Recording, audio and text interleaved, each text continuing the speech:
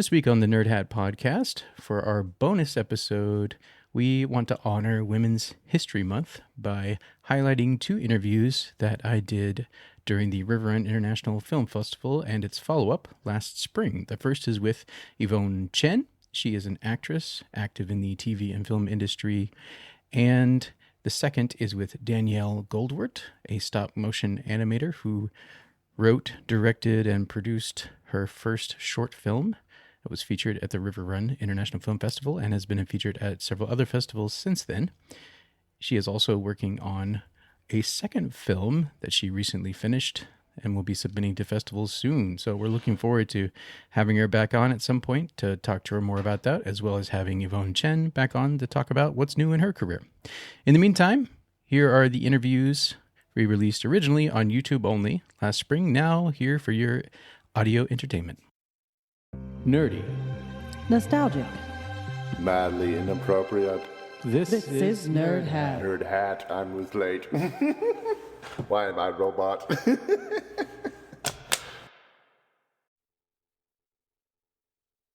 Nerdhatters, I am here with Yvonne Chan. Did I say your name correctly, or is it Chan?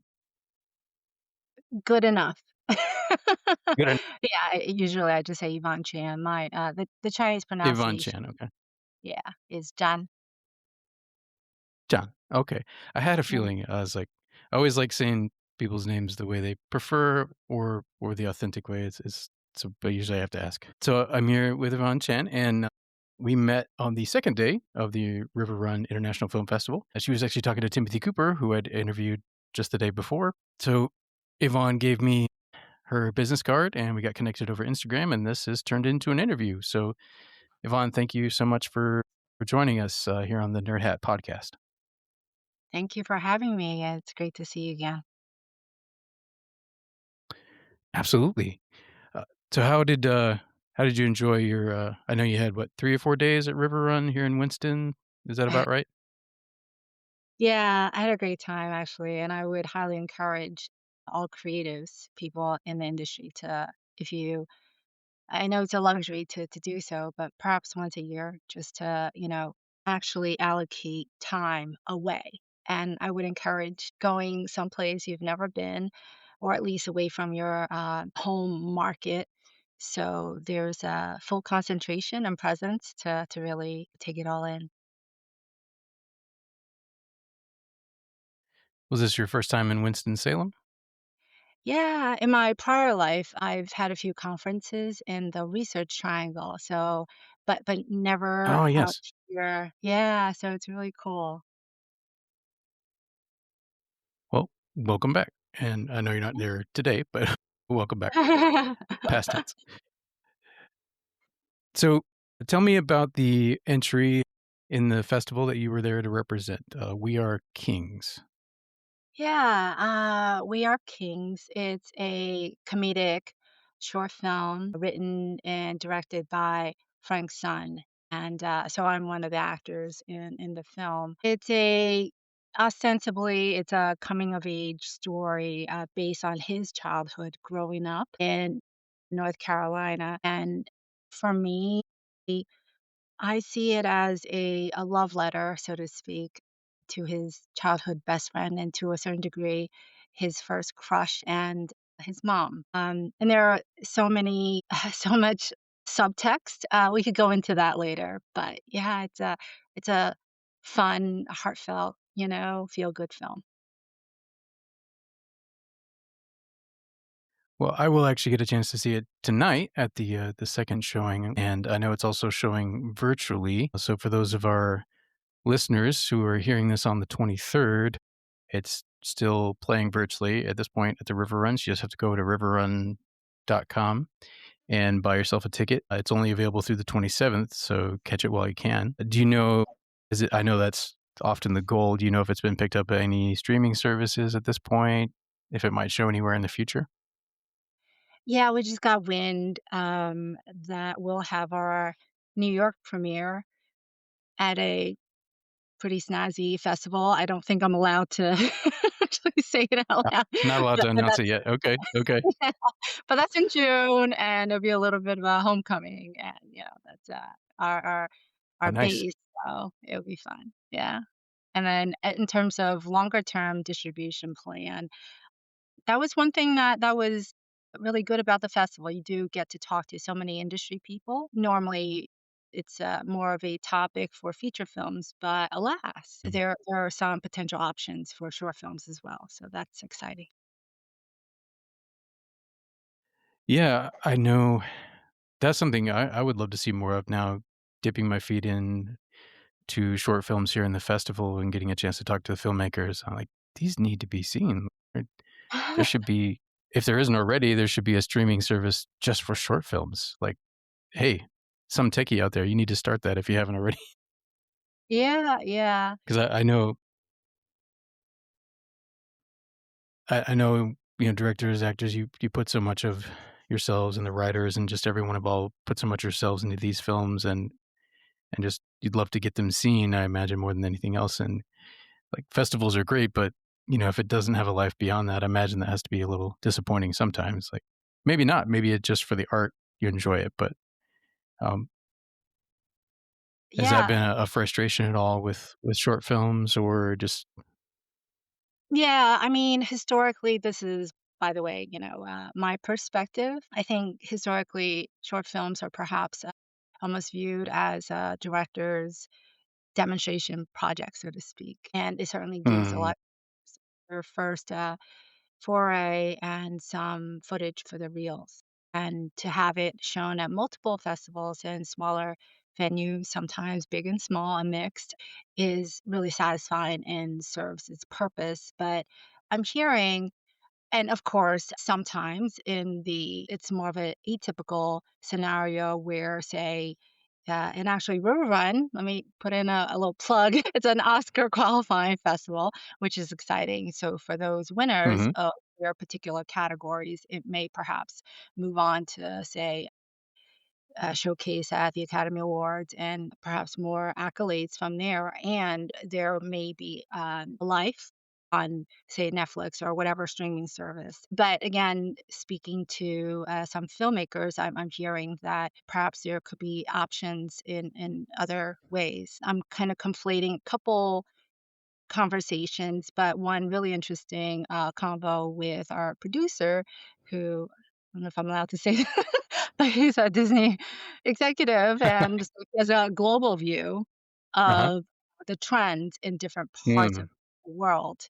And he's saying the appetite in Asia, which I didn't know this, is more of shorter uh, you know, mm. uh, versions of content as opposed to long features. So anyway, and the world's changing, you know this. This industry has, gosh, evolved so much. Who knows where it's going next, right? Yeah. Who knows? Indeed, it has been a very malleable medium in many ways, and obviously with the advent of Netflix and the streaming revolution, things have changed so much and continuing to change. Yeah.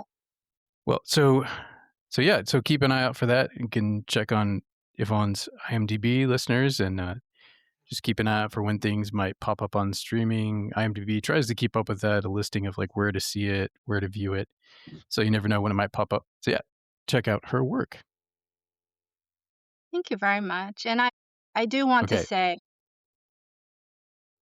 I was just gonna say that'll be the little short segment, and then now we can transit. Obviously, I'll edit this part out, but we can transition now into the longer form. So that'll kind of wrap up the little. So yeah, if you want to say like a final word here for the short segment, I'll edit this together, and then we can transition into the 5 to 10 minutes discussing your other work. yeah, yeah, If that's cool with you. I was gonna just very quickly at least talk about what the short film is about. I feel like I sold it short. Like, I didn't really say anything Ah, about it, you know?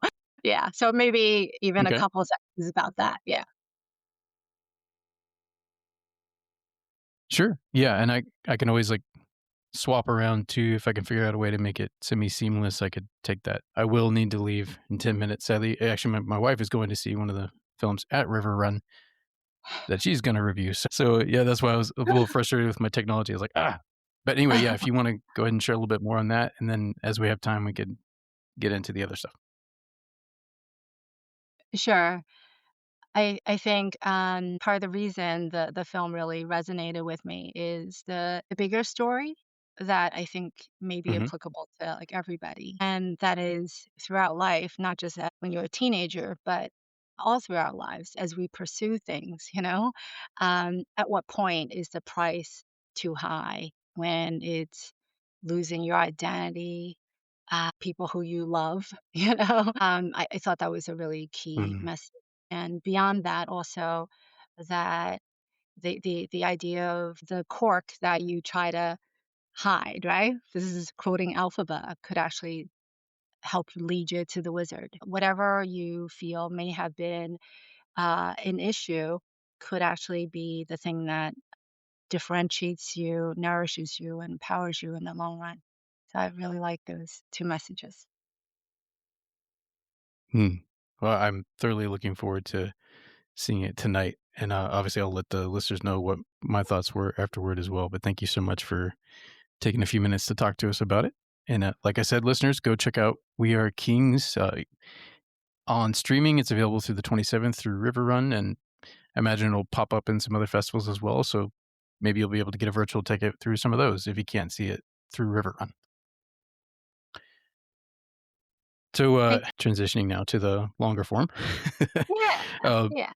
yeah, and I'll play around with this, and I'll let you I'll send you a link. I did this with Timothy. I'll send you a link to a preview of it, and you can kind of approve or disapprove. Let me know if there's anything you want to change before we officially release as well. Okay, so getting on to the other questions. Yeah. When you gave me your business card, I couldn't help but notice MD PhD. I'm curious what the story is there. You told me a little bit about it, but Yeah. So I was an ER doc in the New York metro area. I count residency days, almost 20 years, and absolutely loved it. Suited my personality and kind of gave a lot of foundation to my life today and who I am as a person. The PhD part is also very interesting. I love your this is my nerd shirt. I've oh, been thanks. a I'm a definitely a self, identified nerd my whole life. I love science. So, I would Mm, argue that my identity as a research scientist, sometimes outweigh even the medical part. So, after I started practicing clinically, I went back to school and got my PhD in clinical research. So, I spent significant amount of time in the mobile health research area, and that was at its infancy, so I'm really proud of some of the work that we've done there.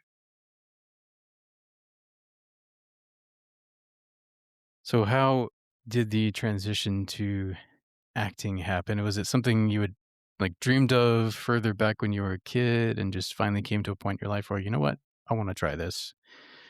Obviously, you came to a point where you decided to do it full time, but was there a transition period where you were kind of like acting on the weekends or when you're not on shift or on call? I don't know if you worked at a hospital during those periods, but um, how did the transition to that come about?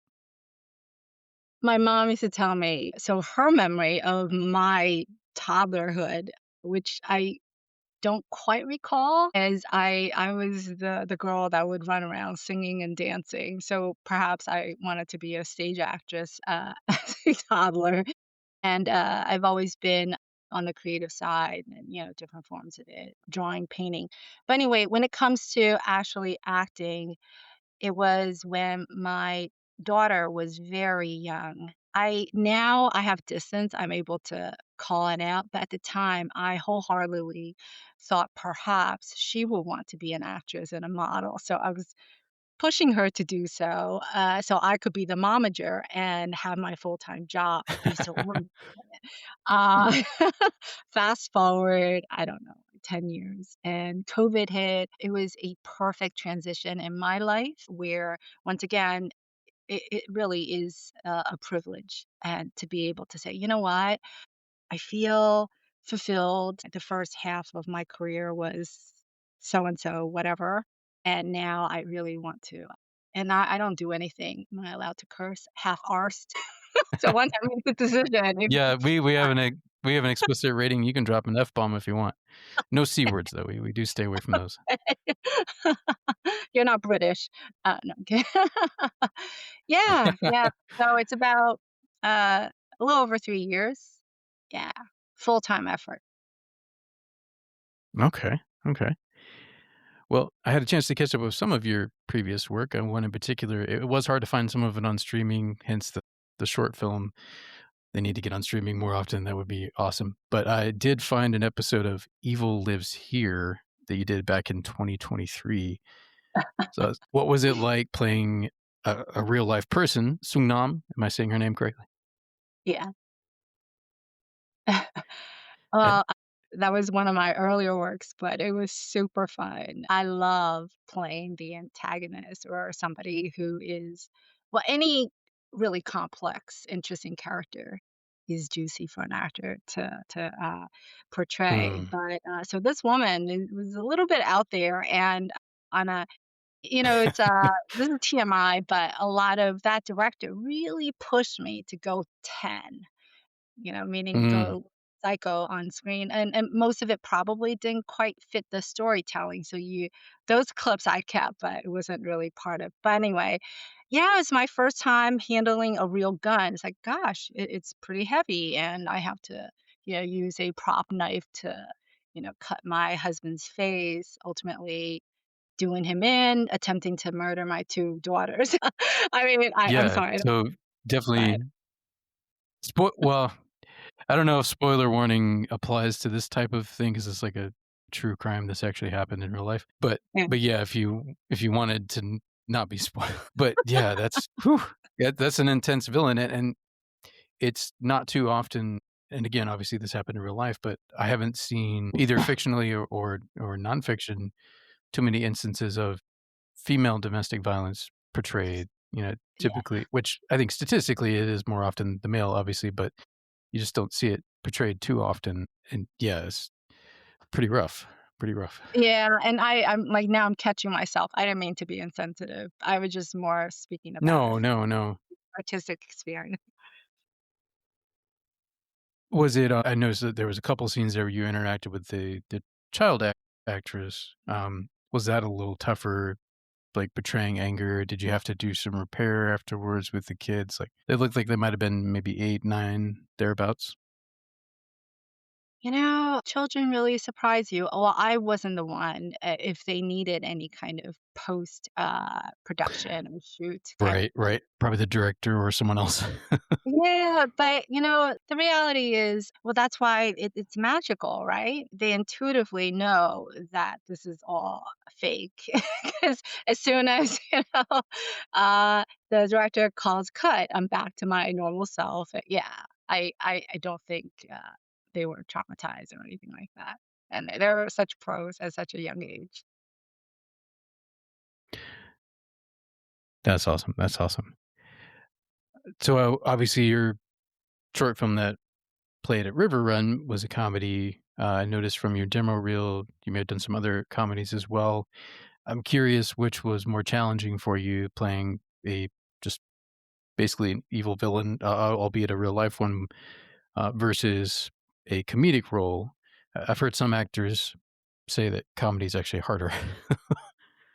Uh, yeah, I feel blessed. I truly enjoy and I believe I am able to do those genres. And within comedy, this is one of the feature films that's in post production. I hope we could get out there soon, where I was able to play Yep. really quirky out there. It was the broadest comedy possible, and where the director came from. A background in which all the actors that were hired, a lot of them are definitely professional comedy actors, and we're all encouraged just improv and really just go there and offer different options. So that was great fun. And whereas this short film, I want to give Frank, the director, props for this It was a little more low key when it comes to the performance. I don't know if I used the right word here. At least for my character, it was a little more reserved, and that's what it called for. So for me as an actor, after having done pretty extreme, dramatic, big, crying, emotional breakdown scenes, and again, I already alluded to the big comedic, broad performances to have a relatively quiet, nuanced role. I was checking kind of, am I even like, am I earning my paycheck here? On are we here to essentially to leverage our deep emotions? But so here's where Mm. you have to trust the director who truly is the holder of the vision and he sees the big picture and where you fit. So that was a great lesson for me in a way to say, gosh, I appreciated the quietness, but it's equally, to me anyway, touching. Now, is that, I'm looking at the list of upcoming here, was that Miss Mermaid or was that Damned If You Do? The one you're Damned just if talking you about? do. Damned If You Do. I was going to say that sounded more like a comedy title. Well, sadly, that's all the time we have right now for this interview. No reason we can't do another in the future, but for today, I just want to thank you, Yvonne, so much for coming on to talk to us for a few minutes. And listeners, keep an eye out for these upcoming films: Miss Mermaid, We Are Kings, currently playing at RiverRun, and Damned If You Do. And I saw also another one that releases here, Forge. Didn't see that on streaming yet, but hopefully, maybe that one will pop up Yeah, eventually too. that screened at South by Southwest a couple months ago. So Nice. that was a world premiere. We have one, oh gosh, Blue Sun Palace, which was at Cannes. And now screaming, Hmm. screaming, I've lost my mind, Screening. is being screened at different, locations, more recently in Manhattan as well. And a quick plug, I'm on FBI Most Wanted it should be on May 6th. So that was a fun May role as 6th well. episode. Yeah, yeah. So check it out if you can. Awesome. All right, listeners, well, you can find Yvonne on Instagram. It's Yvonne Chan MD, correct? That's your handle there? Yeah, and I would say that's probably where I'm most active. It's really hard to maintain multiple social media accounts, but that's probably my most up to date and where I really try to engage and share the latest. Thank you so much, Richard. It was really amazing meeting Oh, you. So, absolutely. Yeah. And thank you.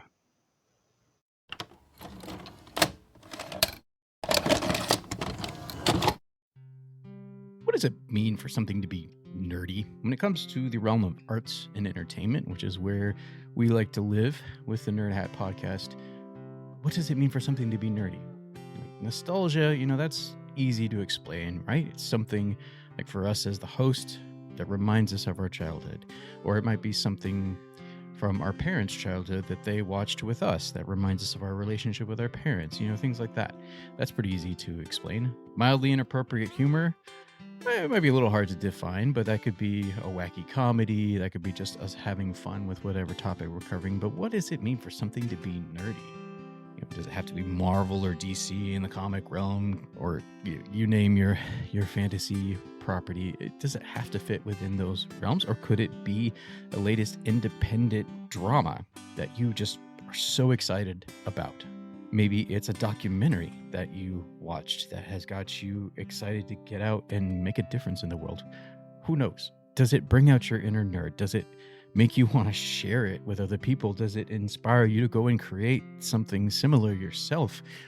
That, to me, is really what it means to be nerdy.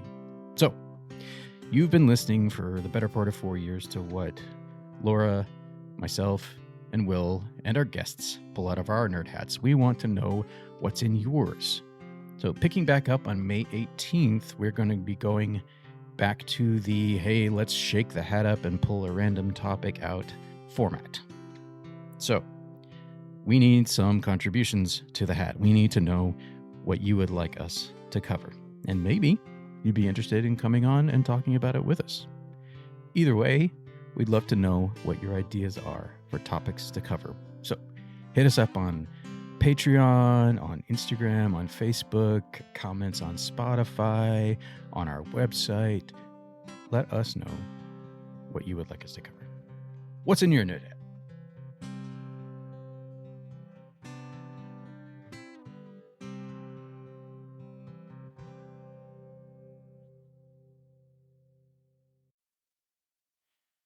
Nerdhatters, I am here with Danielle Goldwert. Am I saying that correctly, Danielle? Yes. She is the writer, director, producer, artist, and almost everything else for the film Waterlogged. It's an animated short that premiered, right, at RiverRun International Film Festival. I mean, I'm sure you showed it to some of your friends and family, but officially Official premiere. premiered at RiverRun International Film Festival this past week. And Will and I got a chance to see it in person and to talk to Danielle afterwards. So she agreed to come on the podcast. And thank you for taking a few minutes out of your busy schedule for us. Yeah, thank you for having me. Absolutely. So, how'd you get here? You told me a little bit of your story when we talked in person, but how did NYU Ed Psych? Did I get that right? An Ed Psych major? Social psych. Social psych. I'm sorry. Social psych. I was close. How did a social psychology major at NYU end up doing a stop motion animation film? Well, this process actually started back when I was an undergrad psych student at University of Miami. So that was back in I started there in 2017, but 2020 during the pandemic, that was when this film kind of was born or started being born. And it kind of came about. I've always been interested in stop motion. I've always kind of like dabbled in it and loved watching it and reading about it. And then having so many hours trapped inside my apartment just seemed like the perfect opportunity to say, like, all right, let's write a story, let's figure something out, and just start building and buying the camera lenses and just start experimenting with it. So obviously it had nothing to do with, well, I can't say it had nothing to do with what I was studying. I study psychology, but I study the psychological underpinnings of climate action. So you, as you'll know from the plot of the movie, it's about a climate scholar confronting their environmental despair. And that was something that I was obviously familiar with and interested in researching throughout my academic career. And I also was majoring in art. So it kind of seemed like the perfect natural blend of those two interests. So, were you minoring in psych there at Miami, or I was it was double? Well, I was double majoring in psychology and art and minoring in philosophy, English literature, business management, and political science. So, Okay, yeah, it kind of quite a bit. blended all my interests. Yeah, there's a bit of philosophy, existentialism in there, political, English writing. Yeah, it kind of all fit together. So, on the artistic side, I noticed from your Instagram you also like to paint. Are there any other mediums that you work with outside of stop motion now and painting? I was really into sculpting for a while. I guess sculpting kind of goes with stop motion, and I credit a lot of the courses I took in my undergrad art career as like helping me develop the skills I would eventually need to learn how to. I was sculpting full size, and then I had to teach myself how to do that in miniature. But yeah, I mean, some of my paintings I actually ended up using as kind of like inserts into the stop motion film. So it was Yeah. kind of a cool way to blend both of my interests in that sense. But I've always loved anything crafty, anything I can do with my hands. So whether that's painting, sculpting, scrapbooking, whatever it is, I just love learning new techniques and experimenting with that sort of thing. So, on the stop motion side, you mentioned that you had always been intrigued by and enjoyed stop motion films. Do you have particular studios or films that you enjoy? I know Wallace and Gromit is an easy one to point to. A lot of people know Wallace and Gromit, but were there any others, or was that one that influenced you at all? I really love the Leica studio, and I watch anything they put on YouTube with their behind the scenes or how did they do it. I spent hours and hours trying to study their techniques, and I love Fantastic Mr. Fox. So I had a book about the making of that, which was really informative for for my process. And Charlie Kaufman's one of my favorite directors, writers of all time. So of course, Anomalisa was a huge inspiration for me as well. Okay. To my shame, I have not caught up with those two yet. I remember hearing about them. I was like, I'm going to make it out to see that, and it's on my list. Both of those Yeah, on my highly list. recommend. So you, I believe Wes Anderson, was he the one that did Fantastic Mr. Fox? Is that correct? Are you a Wes fan in general, or just more that specific movie? Oh yeah, no, I love all of his movies, and I don't know if I guess it didn't come through so much in Waterlogged. I could talk a little bit more about who and what did inspire it, which once Mhm. I tell you would be very obvious. But I'm definitely always thinking of Wes Anderson anytime I set up the perfect symmetrical shot, or I always like to think about he has such a distinct visual style, and I try to kind of find my own style while also taking inspiration from him and the other artists that I admire. I know I'm probably remembering this wrong. Did he also do Isle of Dog, or was that Yep. a different filmmaker? He Yeah, did. yeah. Okay, That I was thought also so. I an thought so. incredible stop motion. I also need to catch up with that. Yeah, so many movies out there. I tell you. Yeah. Well, cool. So Wes Anderson was an influence, particularly his stop motion work, and so on the more on the ideological side, in terms of your understanding of climate science and climate change, the climate crisis, like what were some of the beginnings of that for you? Did they go back to like elementary school days, a little further up than that, or like how did that Uh, the grow over most time? vivid the moment that really struck me of like, "Oh my god, this is important. This is something we should all be paying attention to," was actually seeing Paul Schrader's First Reformed, which if you haven't seen it or if you just look up anything about it, you'll see that I totally ripped off so much of that movie because I just love it so, so much. But that movie was about a priest who is also experiencing this despair and crisis of faith when he's thinking about the environmental crisis and what have we done to God's creation, stuff like that. So it was That's a with huge inspiration for me in this film, and then also in my own personal life. That was the moment where I had my own, I mean, not in a religious way, but just that moment of thinking like, yeah, what are we doing to this earth? We had this paradise and now we're destroying it, and what does that mean for future generations and for the prospect of having children? That was the first moment that I remember really starting to think about those questions, and that was back whenever that came out, so not yeah. I'm too trying to remember it. I I remember was in hearing college, about it, and that's I with think. So it was pretty Heath. later down the road in my life. I didn't grow up being so passionate about these issues. That was with Ethan Hawke was the actor in that, correct? Yeah. Yeah, I love his work. He's so good. I Yeah. love how he talks about art as well. Just talks about it almost as nourishment, as a form of Right. nourishment. It's like as a necessity. I like his stuff. Yeah, I Yeah, love I art. know it hasn't been too long. I think within the last 5 years, if memory serves me. Yeah, I think I so. could be wrong though. But yeah, man, I studied frame by frame of that film in the making of my film, so I might have seen it. 2017. Yeah, that makes 2017. sense. So yeah, this has been a minute. Yeah, yeah. But yeah, I just love it. I must have seen it at least 50 times now. That might even be a conservative guess. Like, I would just watch it on repeat multiple times a day in the process of trying to figure out what to do with my own film. So, Now, obviously, it's in narrative format, but did it get into some of the science as well, some of the data? Did it find a way to weave? Did the filmmaker find a way to weave it in, or the scriptwriter? I guess both hand. into First Reformed, yeah, there's definitely some monologues, and there's a character in that film who kind of he kind of starts the priest on his own journey thinking about this sort of thing, and he tells him all these facts, and he's communicating the science and the urgency and telling stories about these activists. Um, and you could see behind him in the shots, there's some data and figures and charts. And so I tried to do something similar in my own film.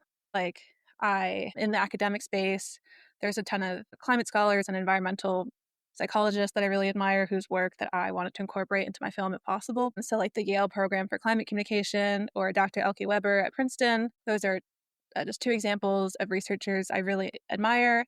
And so there are certain shots in my film where you could see in miniature some of their own data and papers that I really liked, or some of the Oh, ones that nice. kind of got me started in my own journey as an environmental psychologist. Okay. And nice segue. Speaking of that, that grew into you wanting to study the psychological aspect of it. Did that interest come while you were still at Miami, or was this more NYU days?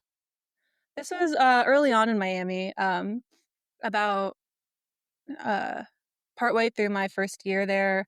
Well, my freshman year at Miami started with Hurricane Irma, which ended up sending us home for a few weeks, and it devastated large parts of southern Florida.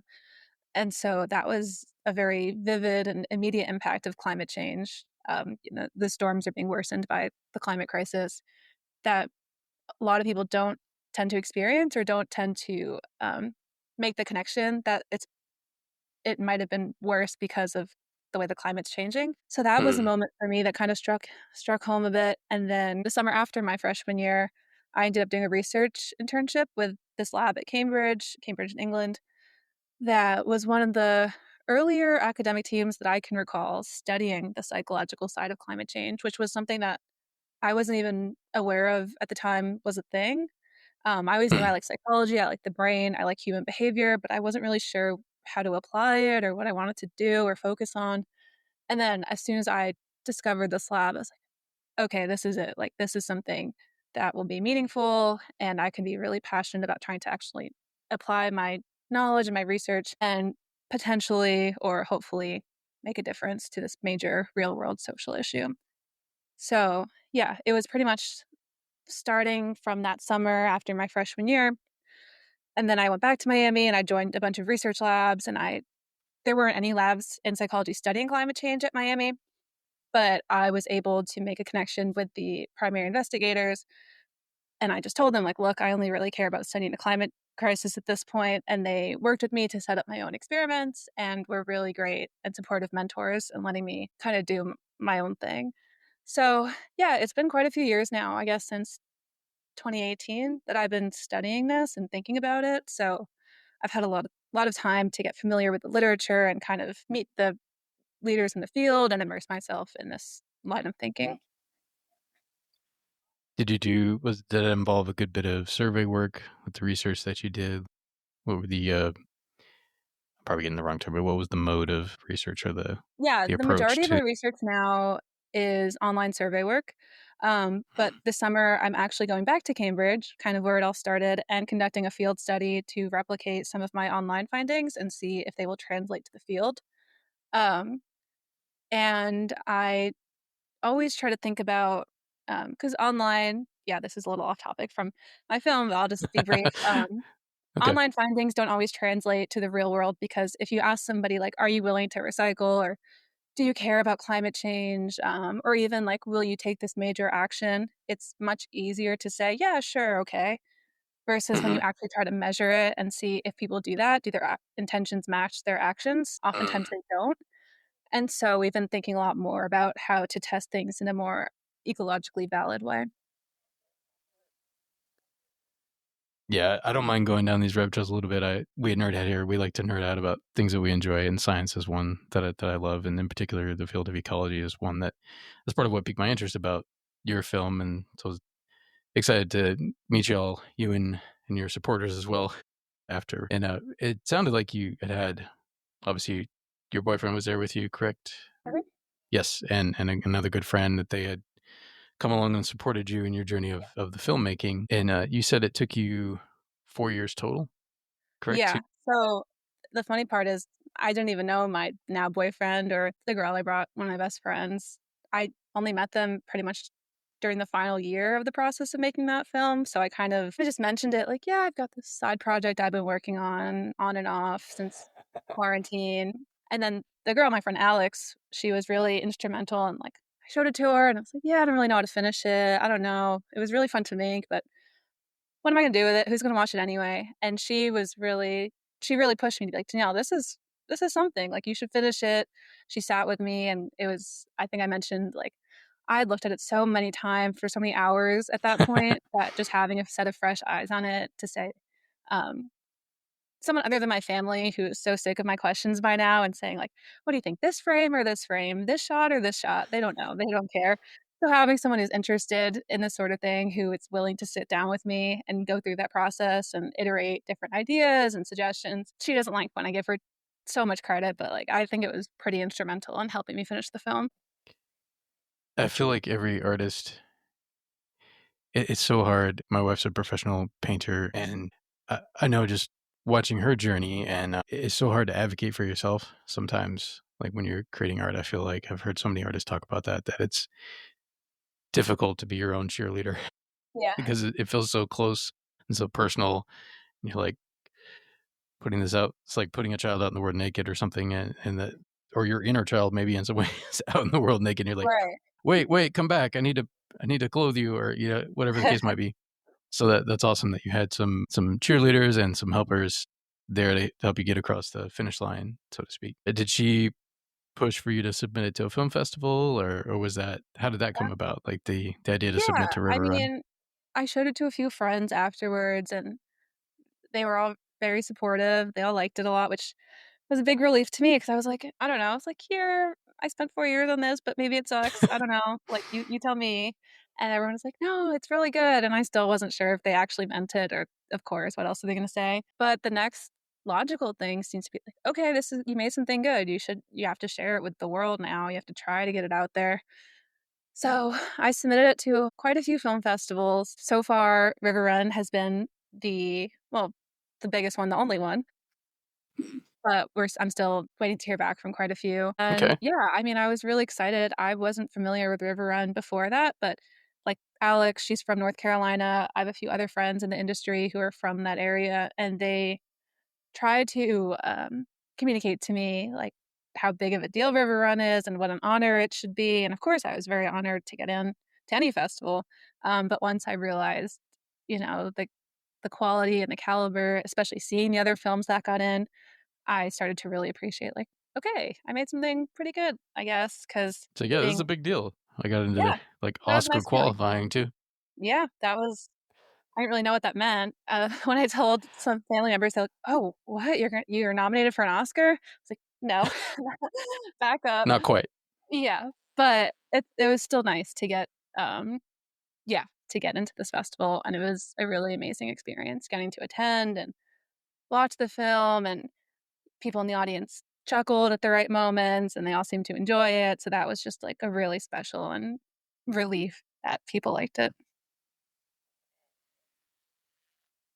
So what would you say, like as you were teaching yourself how to do this new form of art, was there a particular skill you had to learn that was the most challenging or that took the longest? Um, yes, there were quite a few skills that I had to teach myself that were quite a challenge. Like I said, sculpting. I taken one semester of sculpting in clay in college, um, which I then had to try to translate to a much much smaller scale. And I know a lot of claymation or stop motion animation will do a less realistic style because it's easier to animate that way. But I was Mhm. committed to trying to sculpt a very perfect, realistic looking head, which took just months and months to do that and went through multiple iterations. I taught myself how to sew my grandmother's sewing machine that had been sitting in the basement, and I sewed this character an entire wardrobe. Some outfits didn't even make it into the film. I just made them just in case. At one point, I sewed the same pair of jeans. He only wears one pair of pants, but I sewed it like 18 different times because I couldn't get it to fit right and it was driving me crazy. So, yeah, um, I had a lot of fun. I mean, I did it for fun, but at times it did feel torturous, but I enjoyed it. And then, of course, actually learning to animate this puppet, which it was the first time I was using an armature, and I had watched a lot of videos on how to do it and using the tie down method and all these different methods to do a walk cycle, which is notoriously one of the hardest things to do in all forms of animation. And I can't say I quite mastered it in this film. I tried to just do some sneaky editing and cuts around it because it's really hard, especially as a one woman show, kind of trying to do the animating and then hit the camera button and do all the filming at the same. It might have been easier if I had one other person there to help me. But yeah, I did the best that I could, and maybe for my next film, I will be able to nail that, stop the walk cycle. Well, I feel like so much of these art forms and really so much in life, you got to jump in and start doing it, and Yeah. I mean, you can study it to a certain extent beforehand, but especially with the more hands-on mediums, you got to get in and get your hands dirty, so to Right, speak. which Or was frustrating to me as kind of a perfectionist. I want everything to be perfect the first time I do it, and then Mhm. obviously 4 years later, I've developed a lot of skills and things I just didn't even know about when I first started, and so now looking back, that was part of why it was taking so long to finish, is every year I would learn something new or find some new technique or technology, and then go back and redo a bunch of scenes or find something like, "Oh, I think I could do that better now," and I'd be so tempted to redo it. And then eventually I was like, "Okay, this film's good. The next film can be even better now." So that was kind of something I had to force myself to accept, that it's just gonna get better. This one won't be the best thing you ever make. You'll have to just wait for the next one. How big did the final figure version of the main character, how big was the figure actually? Like this big? Was Pretty that? small, okay. Yeah. Yeah, very small. The whole set, I don't have it here. The whole set is sitting in just like one of those little storage bins now in my parents' basement. So everything is very small, and it started with me in my apartment in Miami, and then I was living back in my parents' house in New Jersey for part of it. The whole set moved with me there. And then I spent pretty much an entire year traveling abroad. I took a gap year before starting grad school. So that year was mostly just editing footage online. And then think I was still working on it when I moved into my first apartment in New York City, and I think I actually ended up shooting a little bit more footage there. So, yeah, Okay. there are multiple locations in terms of the sets that I built, and then I also filmed those sets in multiple locations around the country. So it's kind of interesting in that way. As you're watching, like, the final product, do you still have memories of, like, "Oh, yeah, I filmed that scene when I was here. I filmed it this scene in New York, this scene in Miami." Like, did you remember Oh, some of yeah. that, or was I it more fluid than that? No, I remember every single frame of every single shot. I spent hours and hours and hours on every millisecond of that footage. I could remember. Yeah, I remember all of it, and I liked it, but I yeah, I remember exactly what I was doing that day and what was going on, and for a lot of it, I was just listening to I was still in college, so I was kinda just putting in my headphones and listening to my online classes, kind of like Mhm. audiobooking them while making my movie. There you So, go. I can actually still remember, like, sometimes which class I was listening to while making certain shots. Kinda funny. That makes sense. That makes sense. It's like the audio and then the sensory kind of all tying together. Yeah. Well, so you mentioned that you got submissions to a number of other film festivals, still waiting to hear back from some. Is there anywhere in the climate science world where you hope or like to show this? I know it's more personal. It's kind of exploring the inner psychology of someone who's kind of wrestling with these existential questions of what are we going to do? What can we do? Someone has to do something. I can imagine that would resonate with a lot of people who have been working in that field for a time. Have you had thoughts about? I don't know if it would be like a conference. I don't know what that would look like, but have you had thoughts about seeing if anyone wanted to see it in that? Um, yeah, I mean, I think it's definitely tapping into a feeling that a lot of people in my field would relate to, so in that sense, they'd be interested in it. Um, I actually will be presenting it in my lab meeting this week because, nobody in I guess a lot of people in my academic life didn't know that I had this whole other side thing going on, and so I just told everyone last week, like, "Yeah, I'm going out of town. I'm going to a film festival to premiere my stop motion film." I'm like, what?" Like, Yeah, no one like had what? any idea that I was doing that, but they know I've got, like, painting they know I've got a bunch of random other That side you like things. to do art? Yeah. Yeah, so it checked out. But yeah, everyone's excited to see it, so I'll show it to my lab mates. I do plan on sending it to those people whose data was featured in the film. I just Hmm. haven't gotten around to it yet, but yeah, I mean, it's not the normal academic type of thing you'd see Right. presented at a conference. But I think what I was mentioning to you when we spoke at RiverRun was a lot of my work now is finding that it's really important to tap into this emotional side of people when you're trying to convince them to care about the climate or to take action, change their motivations. And so one way to do that might be through this sort of immersive, or at least more immersive than our online stimuli video formats. I will say that in our most recent study, we found that inducing positive emotions about the climate is one of the best ways to go, at least when you pair it with a sense of efficacy. And I can't say that my film is targeting positive emotions. So I don't know if it's the best way to try to convince the public to care, but yeah, I don't know. I'm not actively advertising it in my sort of academic world, but I think there could be an interest. It could help people who already care and who are already taking action. It could be a Sure. form of, it could be therapeutic in some ways, like a form of processing some of those emotions, as art often helps us to do, I think. Yeah, But yeah, definitely. maybe your next one could be more on the positive realm. And I don't know. I know you Maybe. said you have another concept. I don't know if you want to talk about it yet. Still hush hush, I'll hold or off on it. Yeah, it's still a work yeah. in progress. I understand. Well, But cool. Well, I that think one will we're similarly be, I guess I can say, it definitely won't be like a positive. I'm very interested in kind of philosophical questions around like existentialism and dread and absurdity, the absurdity of existence. And so those are the sorts of questions I'm interested in. I don't think the next film will be about climate issues specifically, but it'll definitely fit into the same tone or tapping into similar sorts of questions. I tend to be a sucker for those as well, although I have to measure how much I partake. Right. Yeah, there's enough. I have to find a balance because I can go Right. down that rabbit hole, and but yeah, I think there's value in noting the feelings and being able to understand and process them too. Well, I think we're coming up on our time here. Is there any final things you'd like to share with our listeners about your film, or?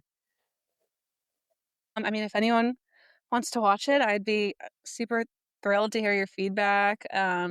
Any thoughts? It's really nice now that it's out in the world a little bit, or at least some people got to see it. It's not publicly available online yet because, like I said, still waiting to hear back from some film festivals. But yeah, thank you for listening, and thank you for having me on the podcast. This is my first podcast and first time talking about the film in this way, so it's really nice Awesome. to get talk with people who are interested and actually know what stop motion is, because usually that's the sort of level of understanding people are at. So this is really nice.